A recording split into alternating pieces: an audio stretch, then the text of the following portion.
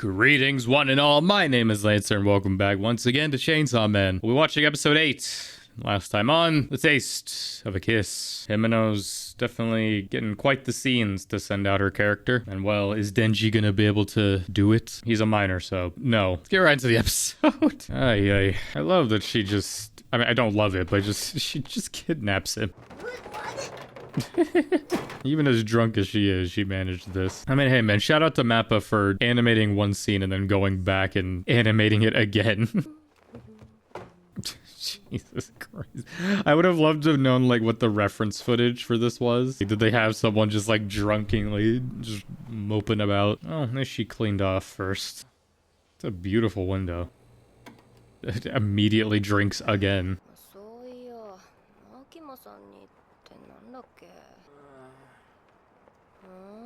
Oh right, I kidnapped a boy.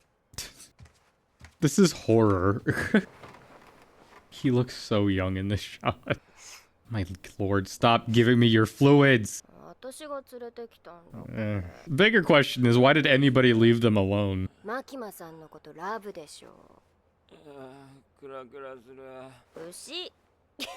Move on. Good lord.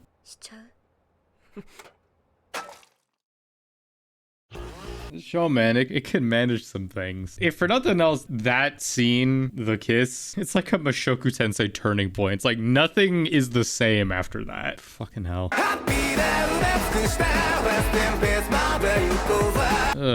Does he take the offer? I mean, if I was 16, I would, because... Shout out to the English dub version of that. Fuck. Bonsai. This poor child, man. Well,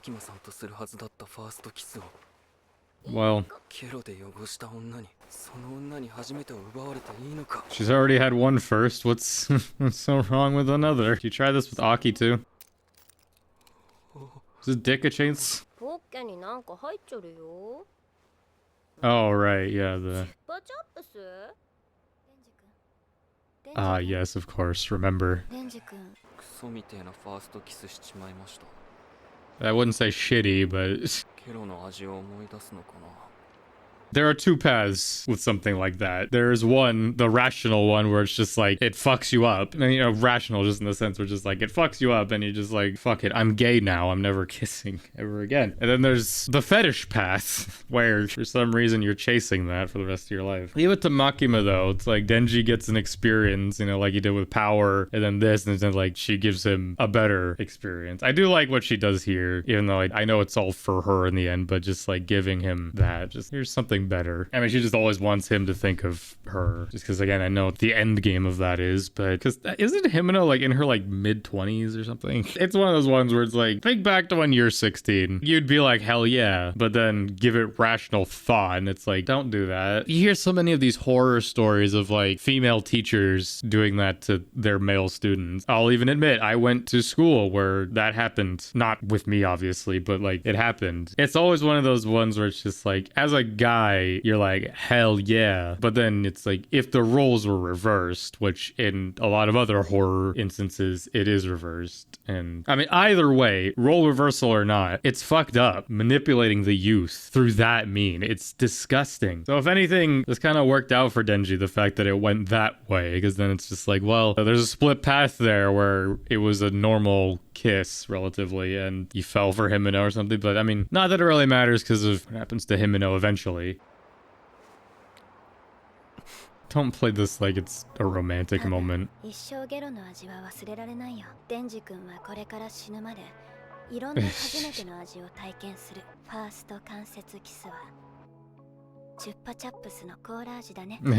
Did that backwards, but sure, yeah. First indirect kiss. Speaking of first-time experiences, I mean, I would hope Denji experienced a first-time experience that I hope many people die never having to experience. That sure is the case for me. Again, I talked about my emetophobia last time, but because of that, I've never been drunk. I've been tipsy. Like, I just don't get to that point. And like, even when I'm around people who are drunk, I always take a step back. I'm just like, yep, have fun. Do your thing. Again, I don't really like talking about it, but I mean, if there's ever going to be a series in which I talk about it, it would be for this. All this is just Pochita wanting to fucking do a doggy style. I'm guessing she passed out before we ever got that far. The hangover would be wild. How devilish of you.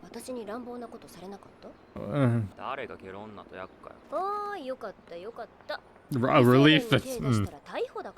I mean, respectfully, is would anything really happen? Yeah, well, I mean... I mean, he already does. Right,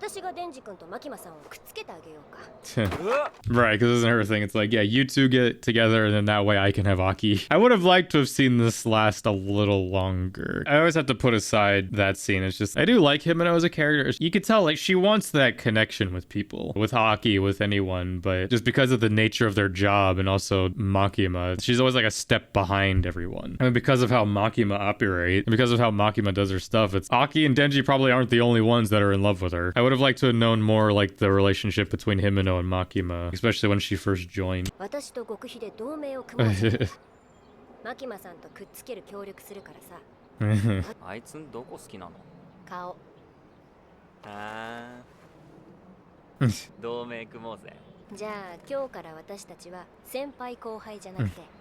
I mean, this is one of those things where it's like, again, two paths. Something like that happens, you either never associate with that person ever again, or you become really good friends. Again, suspension bridge. You go through a traumatic event, you either just never associate with them, or you become really close. Which Denji, you know, it's one of those ones where, of course, he's gonna take it. I mean, Himeno liking Aki, I mean, with like the flashback stuff we see, it's like, I get why she likes him. I also see why Aki doesn't look at her like that, because he probably views her more as kind of like a big sister kind of thing. Where it's like, I think I get why he likes Makima. You know, because Himeno, her romance is very touchy-feely, depending on what kind of guy you are. You know, Denji likes it, obviously, just because he's never really experienced that. But a rational man would be like, stop throwing yourself at me, you're better than this. No, again, it's a shame we don't get a lot of that.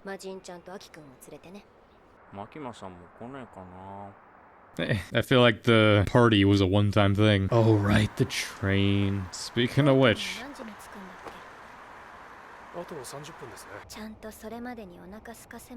I feel like she has a bottomless pit. That feels like such an insult. Feels like a backhanded compliment. Just like, oh, they're so intimidating. Like, oh, look at them trying to be so scary. Like, little do they know. Feel like it's one of the few times she got to be human, as we will soon get a reminder that she is not that. Yeah. About to be a Mugen train.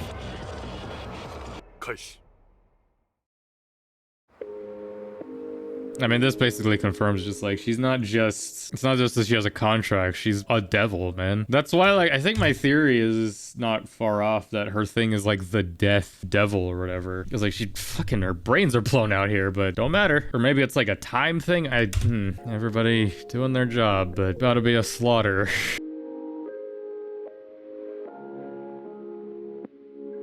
Sheesh. It's a shame too, because like so many of these guys that we met already.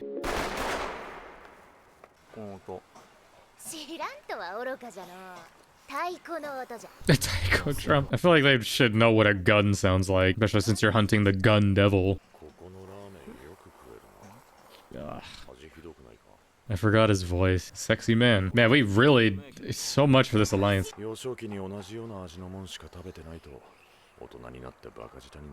Isn't he tied to, like, the people that Denji was indebted to?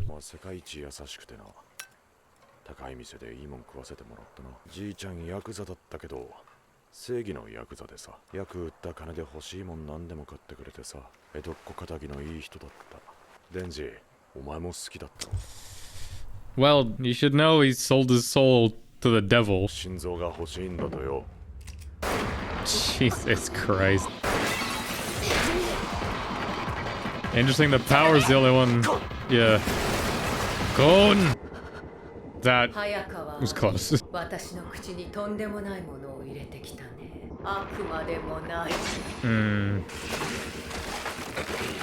Something very similar to Denji. Or, you know, exactly the same. Does that mean the fox is dead? This guy's design is so sick. Yep. And he unsheathed the blade, and it's not a sword, it's a fucking nail. I forget what exactly this does.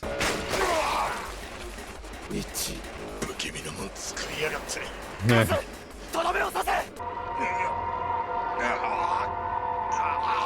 I mean, that's one of the few times where it's just like, okay, this guy's clearly a problem, kill him. Because, like, is Fox dead now? Fucking Sukana's domain expansion. Yeah, the gun devil.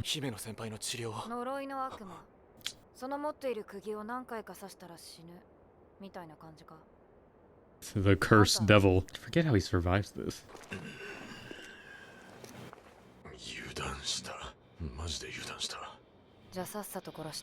Go full throttle. Ugh. How does anyone survive this? Blade Devil guy, I mean, at least right now he's more powerful than Denji. Like, it makes sense that he's more powerful because Denji's thing, it's like the chainsaws are constantly like cutting him up, whereas Blade, just like a one time, it's like Wolverine, you know? It's like it hurts initially, but you know, once they're out, they're out. Yo, power. She knows her limits.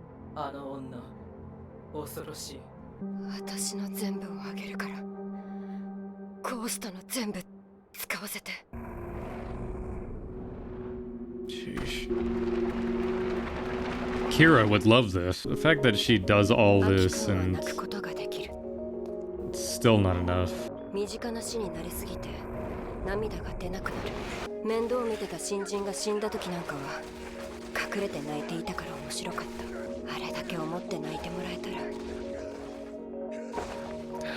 At least it's not painful, I would assume. It just takes it so quickly.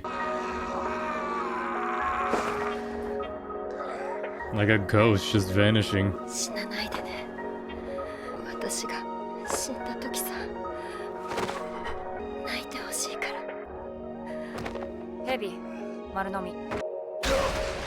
Jesus. I forget that her thing's pretty broken. It takes less than Cone.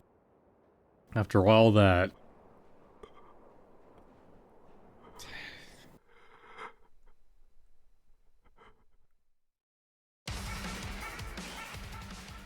Oh my god. Well, that was episode 8 of Chainsaw Man. The tones of this show, man. Like, I mean, again, like, they cover so much in just one episode. Like, you go from the previous episode with Himeno, and it's just, okay, you're weird. And then this, where you can't help but be emotional. I mean, a lot of that is, like, the music, and then, like, her being like, Aki, you can cry for me, which is just so... It's the same episode where he's just like, oh, Denji, we'll form an alliance. You get Makima, I get Aki, and then she dies in the same episode. I mean, with the curses, you know, it's like, it's whatever you give is what you get in return. So, like, she gave her entire life, which was ultimately for nothing in this moment. But I mean, we get more with that later with Aki's resolve and all that in the fight. It scales the curses in interesting ways with this, or the devils. Like, because the snake girl, it's the same thing kind of like with the fox. She doesn't have to give as much because she only gives like fingernails at a time. It all depends on just like how the devils view the ones they're contracted with. Because I mean, Himeno gave up just her eye and she was able to use just the hand of it. But like here, it's like if she wanted to use the curse's full power, she had to give up her entire life, which is crazy. Like, they throw so much at Blade here with a ghost and then Aki's curse, and he still gets away. And even Denji fights him in a moment. But it's like Aki's thing, it's like he gives up like so much of his life here, and it's not enough. Which I mean, it does get into obviously when we get to his new contract, which is why we get like, you know, with Chainsaw, Blade, Bomb, their contracts are interesting because the devils are within them. They're always on a permanent contract. So like whenever they transform, that's their contract. It's like they're basically giving up their body, but they still get to live. So that's basically kind of like the final form, I feel like, of these contracts. I mean, I would like to assume it was at least painless because she's just done, you're gone. Like, she got shot, and it was one of those cases where it's just like, unless we deal with them right here, we're gonna die. She just weighed her options there, and it's like, well, we gotta do what we gotta do, and it's just a shame that I couldn't do anything against the snake. It's just a well done scene, like, because all across the city, like, the devil hunters are being killed. They're going against them, and, well, next time we get some of the counterattack. But either way, it's my reaction to episode 8 of Chainsaw Man. Next time for episode 9 is everything else be coming out soon. Till next time, I'm Laser. Thanks for watching.